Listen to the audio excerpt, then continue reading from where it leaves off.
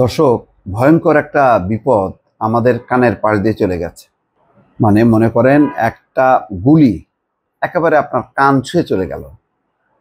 সেটা কি? সেটা হলো যে মিয়ানমারে যেই ভূমিকম্প 8টা দেশ, আশেপাশের 8টা দেশকে প্রকম্পিত করছে।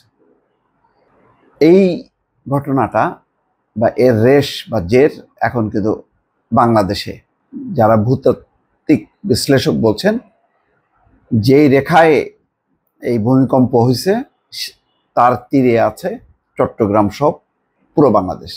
অর্থাৎ একেবারে বাংলাদেশের কাছে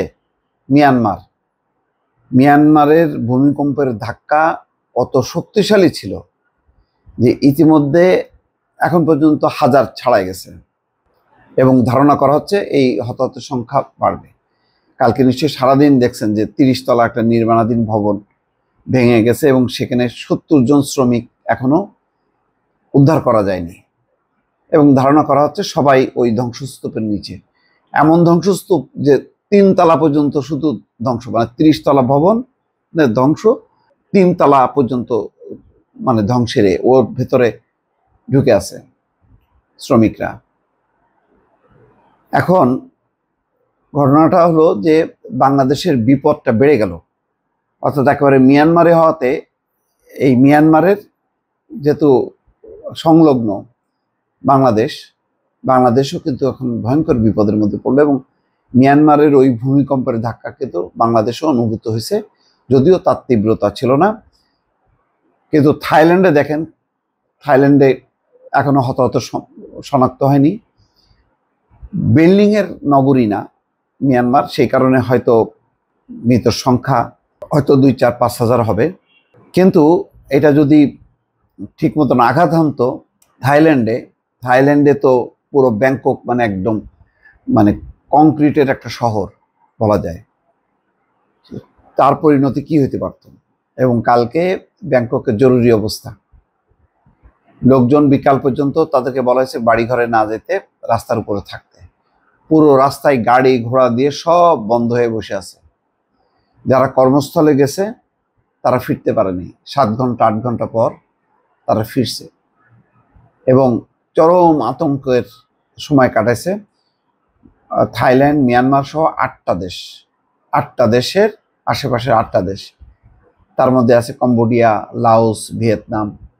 তো পরিস্থিতি খুবই খারাপ। এখানে বাংলাদেশে যেটা বলা হচ্ছে, বাংলাদেশেও 7 মাত্রার ভূমিকম্পের সংখ্যা। যুগান্তর লিখছে। প্রথম আলো বলতেছে যে বড় ভূমিকম্পের সংখ্যা বাংলাদেশেও উচ্চ ঝুঁকিতে 3টা অঞ্চল। Fire service. মিয়ানমার এবং থাইল্যান্ডের মতো বাংলাদেশেও একই ধরনের বড় ভূমিকম্প হওয়ার আশঙ্কা রয়েছে। বিশেষ করে ঢাকা, চট্টগ্রাম, সিলেট এবং ময়মনসিংহ অঞ্চল ভূমিকম্পের উচ্চ ঝুঁকির মধ্যে আছে। চট্টগ্রাম এবং সিলেট এটা খুবই উচ্চ ঝুঁকিতে আছে, কিন্তু ওইটার ধাক্কা ঢাকা এসে যদি পড়ে, রাজধানী ঢাকায় 7 মাত্রার ভূমিকম্পর ধাক্কা ঢাকার রাজধানী ঢাকার অবস্থাটা কি দাঁড়াবে শুধু কল্পনা করেন।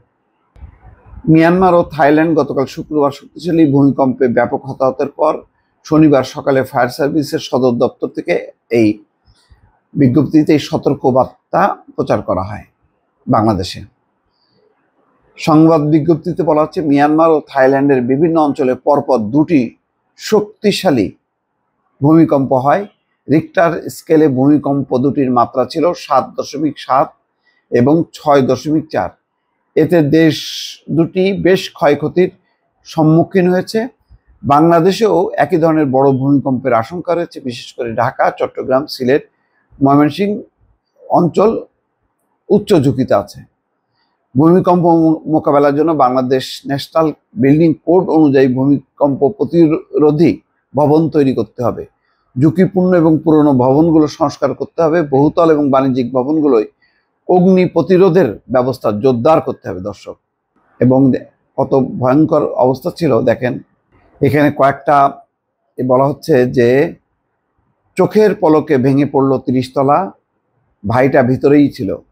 ব্যাংককে ভূমিকম্পের মুহূর্তে বর্ণনা প্রত্যক্ষদর্শী এক শ্রমিকের। মিয়ানমারে মৃত 1000 ছাড়ালো 10 ঘন্টায় 14টি আফটার শক ত্রাণ সামগ্রী নিয়ে ভারত থেকে গেল বিমান, ভারত দ্রুত পাঠাইছে। যাই হোক, 10 ঘন্টায় 13টা আফটার শক হয়েছে, তার মানে আরো 14 বার ঝাঁকুনি হয়েছে।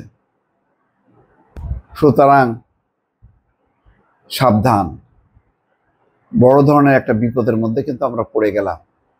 দর্শক ভালো থাকবেন, আল্লাহ হাফেজ।